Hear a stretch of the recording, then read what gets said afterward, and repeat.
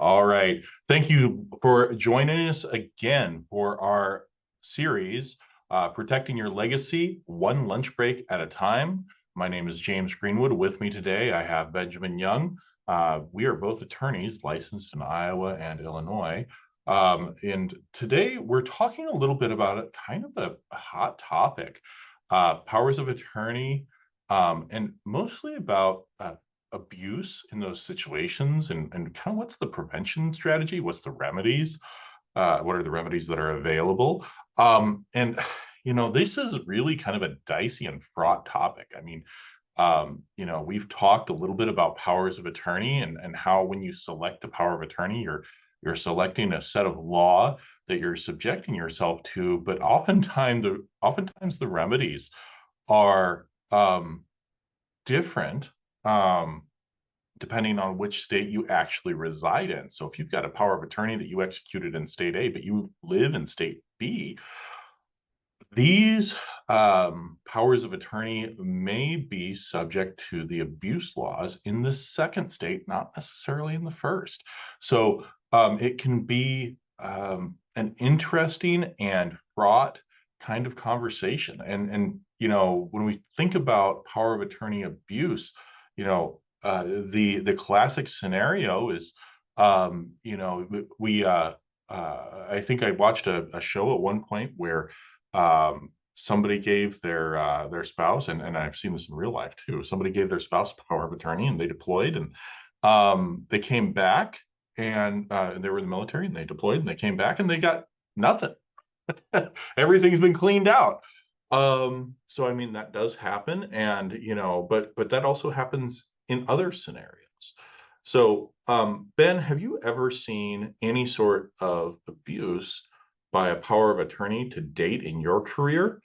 So I actually look at it from two different perspectives. As one is, you know, abusing it with intent, and then the opposite, which is sometimes incidentally abusing their power because they don't necessarily know what the responsibilities and role of a power of attorney are.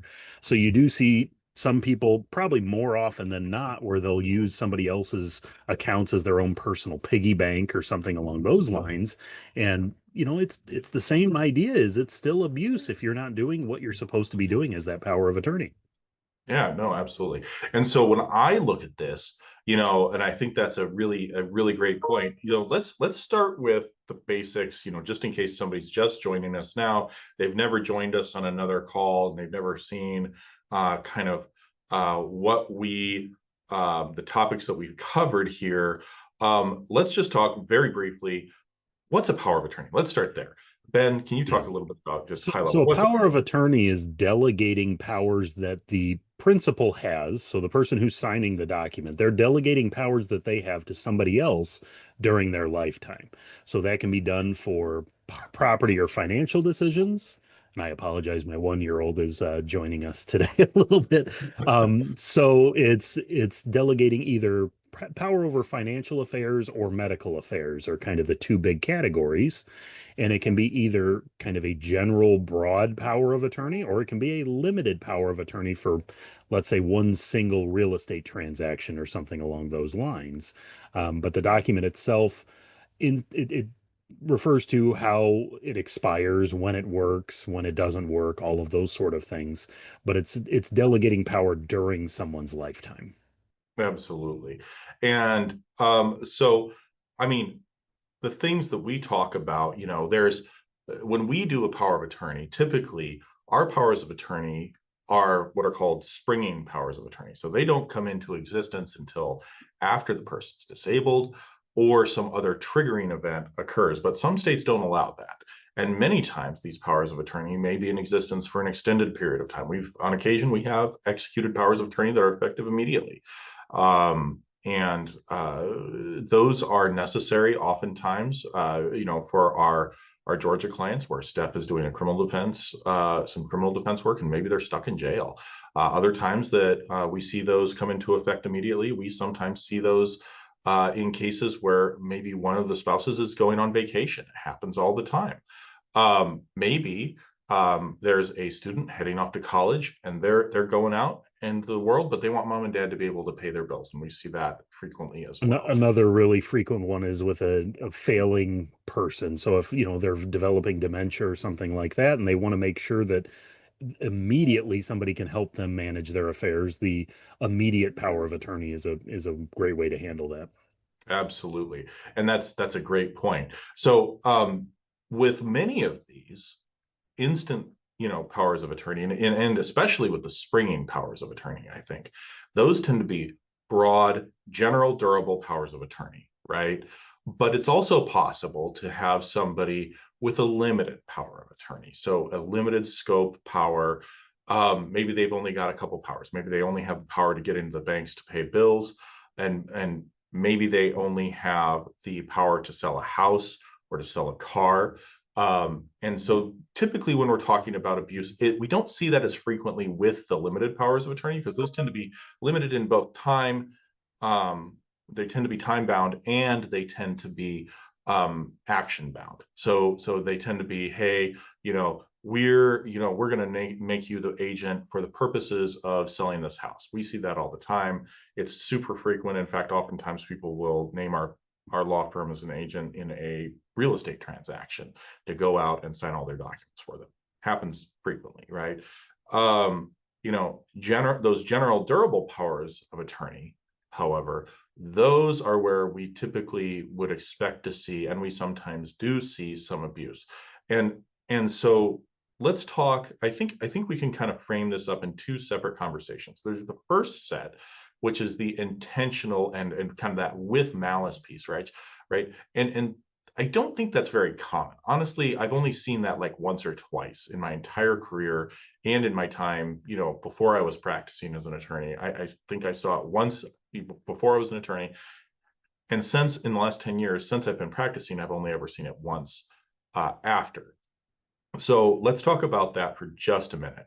And I would like to say, typically, if you've got that abuse of authority by an agent with a general durable power of attorney, and it is blatant, oftentimes that rises to the level of a criminal action.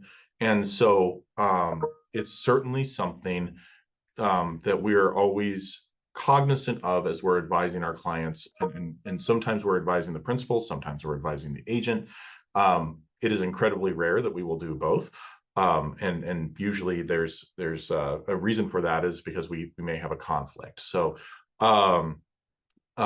basically, in most cases, we're picking one or the other and we're advising them. And then when we see that a potential abuse and we're reviewing it, the advice is generally, at this point, you're kind of out. You've gone too far here. You need to do something to fix this. And generally, what we see for the intentional abuse is they're not talking to an attorney, right? They vaporize, they're in the wind. And at that point, our response, we're usually advising the principal or maybe a backup agent at that point. And we're saying, or a third party, potentially. It could even be an interested party. Here in Illinois, any interested party, which could include family members, friends, potentially. There could be some other, I've seen nursing homes come in on behalf of people who they think there's been some sort of neglect or abuse. I've seen all sorts of things, right? So, but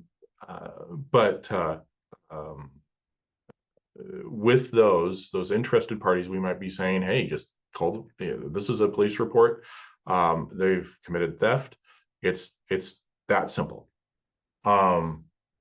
So I think that's all I'm going to spend the time on for the really blatant stuff, at least for addressing it and fixing it. But I do want to turn to the unintentional piece, because I think that's where most of this topic really lies. Ben, can you give maybe one or two examples of an unintentional? And actually, here, let me ask a question. Have you ever seen somebody who's not a spouse take their principal's money and just stick it in their bank account, the agent's bank account? I've And seen that sometimes, yes. can that be abuse of a power of attorney? And Yes, what it does that can, look because like? from the eyes of the legal side of things, I mean, it's theft. You're taking money from the principal and you're putting it into your own account. you've in essence taken that money. So a lot of times it's kind of actions taken out of convenience, I think is where you see a lot of this unintentional abuse of these powers of attorney is, well, it's a lot easier if it's out of my account because I'm paying mom's bills out of my account or something along those lines. Um, Maybe reimbursing themselves for things they thought were legitimate expenses on the person's behalf. One common one I've seen is a power of attorney using, let's say, their parents' money to buy gifts for the grandchildren. It's again, it's that same idea is the power of attorney is in place because the agent is supposed to do whatever's in the principal's best interest, not the best interest of everybody else in the family. And it's kind of these things that maybe they have really good intentions of what they're trying to do, but again, they're not going about it the right way. They're not taking those steps and saying, "Oh yeah, this money is to take care of mom or whatever it might be." Instead, they just look at it and say, "We're just going to keep business going like I think mom or dad may have wanted it to go." And you can't do that under the terms of these powers of attorney. Absolutely. And I think one of the key pieces, that people often misunderstand, is just because you're the agent and just because mom and dad are on their, I mean, they might be in hospice, they might be, somewhere else, just because of that, that doesn't give you the right to dispose of their assets necessarily. Now, some of these agencies are broad enough and they include language that would allow for disposition of assets as if the person was already deceased, and that is incredibly rare. I don't think I've ever written a power of attorney that broad in my entire career. Have you? I don't. Have you ever done that, Ben? I don't think I have. I haven't. The closest would be just one that maybe allows gifts. Usually that's a tax planning perspective, but some people take that and abuse it and just go too far with it as well. Yeah, So, making sure your estate doesn't go over whatever the taxable limit is in your state, can be a really good tax planning move. But at the same time, if that person then starts saying, well, we want to get things out of mom or dad's name and just start giving it to everybody, you're going to run into those same problems. absolutely. And I think one of the other things that I have seen, one of the common ones is um, the use, and this really, stems from differences in state law. I've seen people execute a power of attorney in Illinois, but they've maybe taken that power of attorney over to Iowa. And the Illinois power of attorney, the standard form, if they use the standard form, they pull it out of the statute, it does allow for reasonable compensation. It's in that form, which is great. But sometimes I don't know how they managed to do it, but they deleted it. And I saw that in real life once. And Iowa statute doesn't allow for payment of a agent. Um, and so it could become a problem. And many states, oftentimes, unless it's expressly included in the um, in the power of attorney, in the agency, many states have restrictions on whether or not the agent's allowed to be paid. And some states actually have guidelines on what exactly the agent's allowed to be paid. I mean, and in Illinois, it's oftentimes a reasonableness standard. And we actually, in our language, we oftentimes will put special language that will more clearly delineate, hey, what's reasonable, right? And so I think that's something that we see a lot of is payment of the agent under the power of attorney. Anytime an agent goes to take money from the principal and give it to themselves, there's got to be a basis for that. And so for what's reasonable, and this really boils out to a issue of um, what, and I hate to say this, but what's a court going to say, right? And a lot of times that's the question that we have to ask. And that's what I It- was just going to add is that's not reasonable to the person paying themselves. It's reasonable to the court is really the idea at the end of the day. So what one person might say is completely reasonable, like maybe a daughter lives in Arizona and she travels up to Illinois to help take care of mom on a regular basis. Okay, getting first class tickets to fly from Arizona to Illinois to come help take care of mom, it's not a reasonable compensation when it comes to something like that. So again, it's what's reasonable to a court and what is a judge going to say becomes drastically important when it comes to assessing what is reasonable. Yeah. Another thing that I have seen is somebody operating on a revoked power of attorney. Now, and really, this comes back to, and this is kind of a foundational kind of piece. Powers of attorney fundamentally create what's called a principal agent relationship. And I'm just going to, give the quick law school 101 conversation about this, which is, um, principals are the people who are able to direct the decisions for themselves and an action by another. And an agent is the person who receives the direction and is responsible for execution of that direction of a third part by a third party. And so with these powers of attorney, um, these are just documentation of that principal agent relationship. Now, theoretically, an agent doesn't even technically need a power of attorney. But the problem is if they don't have one, then how do you prove it? And we have laws in place designed, and generally, if they don't have that written direction, then the institutions that they're dealing with, the attorneys, the financial folks, the insurance agents, all of these guys, if they don't have that written power of attorney, that copy of that writing proving that this person is a power has agency for the principal, then they can all get in trouble. And theoretically, depending on the action involved, people can even go to jail. I mean, it happens. So it's very important from an agency perspective to have that in writing and get that down. So from the perspective of who, and how this gets done, we definitely want, the documentation to be in place. But there's a key here, and I think this is one of the key pieces that everybody needs to kind of keep in the back of their mind as they're acting, and that is the authorized scope of action. And this, in a scenario, and coming back to where I was going with this, in the scenario where you have a revoked power of attorney and the third party uses that and relies on it, depending on the knowledge of the person receiving that power of attorney and relying upon it, the agent may be shielded, or not the agent, but rather the third party may be shielded, but the agent's still liable for the gap. And so, thankfully, in that specific case, the principal didn't mean to revoke the prior power of attorney, and they ratified it. And basically, that's where a principal goes in and they say, oh no, no, the agent was allowed to do this. We're reinstating, and they ended up reinstating that power of attorney. But it's dicey, and it's it can create real problems. And so one of the things that people should definitely be doing is anytime you've got these powers of attorney drafted to prevent that particular, and let's turn to prevention for just a second, prevent any sort of malfeasance. The big piece of this that must be done is notice.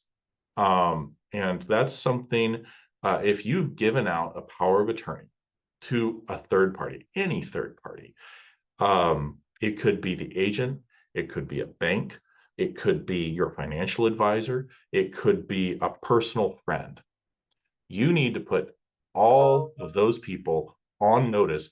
Hey, this old power of attorney, it is revoked, because they may go do something after you've instituted a new power of attorney. And that thing, they won't be on notice. If they're not on notice that their agency is revoked, they may not be liable. If they go to the bank and they say, oh, hey, I can get you a better return here, and I'm going to move your assets over to this other bank. Bank's not going to be liable because they're relying on that power of attorney, as long as they know that it's not revoked, or as long as they don't think it's revoked. The agent may not be liable if you didn't tell them, depending on state law again. And so there's this interesting, and the scope of the power of attorney, and so there's this interesting problem that can crop up. So there's lots of issues around these agencies. One of the other things, to prevent um, problems is consider not handing out those powers of attorney until it's absolutely necessary. And Keep them that's I was going to secured. chime in there is whenever I have clients that do new estate planning documents, new powers of attorney, I always tell them, the person you have next in line, if and when something happens to you, let them know where you keep the documents. Don't necessarily give them the documents, because if you have the right to change it and do what you want to do with it, what you don't want is them going out and spreading it around all the different banks and everywhere. So you do have that problem if you revoke it. Absolutely. And I tell people, I have actually, one of the problems that I saw crop up at one point, and it wasn't, and I haven't seen this in person. I guess I've heard about it, is where one spouse gets dementia, has a power of attorney in effect for the other spouse, and they'll go out and they can do all sorts of stuff. And that's, it's not intentional, but it happens. And so that's one of the other things to just kind of keep in mind now. And this is one of the big reasons, I've pounded the table on, consider getting a professional involved. If you've got you and a spouse and maybe one of the kids, it's a little dicey, the relationship between the kids gets dicey. If your relationship with your kids, or you don't have any kids, consider getting a professional involved. There are groups of people who do this professionally. It's certainly something, especially if you have substantial assets, having a professional make those decisions financially for you is a great way to make sure that somebody's out there watching the shop. So that's always a good suggestion. That and Consider. it also avoids the problem of I have a lot of clients that what they do is they automatically name the oldest child they have, or the child that's a lawyer or an accountant or whatever it might be, without even the consideration of the fact that maybe they're incredibly busy. They have kids that having, major social lives and all these things that they're all over the place and they just don't have time to get done what needs to be done. These professionals are going to be able to make time and be able to get that done too. So it makes everybody's life a lot easier if maybe they're not the ones that have to make sure the bills get paid. Yep, absolutely. Um, and kind of, on the solution side, if something does go wrong, oftentimes the only recourse ends up being in court. And you know, that gets complicated. And I tell my clients, anytime a lawyer says complicated, that's actually spoken expensive. So basically, again, the goal here is keep things as simple as reasonably achievable. But when we're dealing with these complex issues, it can certainly be uh, problematic. I did want to turn to the healthcare powers of attorney and potential for abuse there. We routinely execute these powers of attorney for healthcare. And I think the big potential for um, abuse there tends to be if somebody's also a beneficiary of the estate and maybe they want to preserve their benefits in the event of a death of a parent or a loved one. Um, you're if you've got somebody who is really hurting for money and they all of a sudden come into the ability to uh, make those medical decisions and they have a choice between, yeah, I can get this, 50 $60,000 surgery, or I could take a pass and mom and dad will die, but that's okay because Medicare will cover that. And Um, another thing to go with that too is even picking a nursing home. If that healthcare power of attorney has the right to decide which nursing home you're going to be in, and it's the difference between $10,000 a month versus 15, but there's significantly, a better situation with the 15, there is that, tendency for the person to maybe be tempted to say, hey, I could save $5,000 a month, even if it's a much lower quality nursing home for my parents. yeah, and I will say, and sometimes people will stick a parent in a place that might not be the best fit. And so we see uh, you know, real fights break out because of housing location. Are they going to a nursing home? Are they not? There are real disagreements there. And I think that's actually more common. I think that's probably the single most common fight that we see among the kids as parents age is, do the parents get placed in a nursing facility? Do they stay at home? Who's going to take care of them? And so there, And and then the what's the entire thing is best way to rife take for, care of them is the other one it's too. Yeah. exactly, the entire thing is rife for abuse with the wrong agent. And I don't know. I'm thinking about it. Ben, do you have a particularly good strategy? Because I really haven't. I've been around a long time, and other than just sitting down and hashing through with the medical agent, is there a real good prevention strategy that you have? Well, Um, the to two, I mean, best you can look at is one, having a straightforward conversation with your agent as what you would want to have happen if you couldn't do it yourself. I mean, that's one big one because they're trying to put themselves in your brain and guess what it is you wanted to do if you can't make those decisions anymore. The other big one is, again, not necessarily choosing the convenient person to name as your power of attorney, but the one you trust, the one that you feel is responsible and is going to honor what you want as your wishes. Um, I mean, that's both financial and medical. It's just making sure it's somebody you trust because they have a lot of power when you put them in that position.